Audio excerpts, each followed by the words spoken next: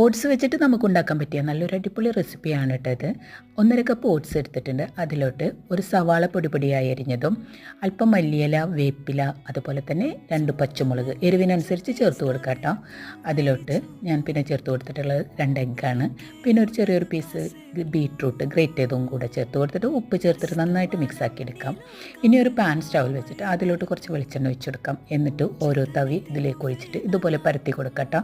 മുകളിലായിട്ട് കുറച്ച് മല്ലിയിലയും ബീട്രൂട്ടൊക്കെ ഒന്ന് ഇട്ട് കൊടുക്കാം. എന്നിട്ട് നമുക്കിതൊന്ന് മൂടി വെച്ചിട്ട് ഒരു 5 മിനിറ്റ് നേരം മതിയാവും കേട്ടോ ഇതൊന്ന് കുക്കായി വരാൻ. എന്നിട്ട് അതൊന്ന് മറിച്ചിട്ടിട്ട് നമുക്കൊന്ന് എടുക്കാം. അപ്പോൾ നല്ലൊരു അടിപൊളി റെസിപ്പിയാണ്. ഞാൻ ആദ്യം വിചാരിച്ചത് ഇത് വലിയ ടേസ്റ്റൊന്നും ഉണ്ടാവില്ല എന്നാണ് കേട്ടോ. പക്ഷേ നല്ല ടേസ്റ്റ് ഉണ്ടായിരുന്നു. അപ്പോൾ ഇതുപോലെ ട്രൈ ആക്കാത്തവരുണ്ടെങ്കിൽ ഒന്ന് ട്രൈ ആക്കി നോക്കട്ടോ. ഇതൊരെണ്ണം കഴിച്ചാൽ മതിട്ടോ, നമ്മുടെ വയറ് നിറഞ്ഞു പോകും. അപ്പോൾ ട്രൈ ആക്കാത്തവരുണ്ടെങ്കിൽ ഒന്ന് ട്രൈ ആക്കി നോക്കാം. അപ്പോൾ ഇത്രയേ ഉള്ളൂ. Bye bye, thank you.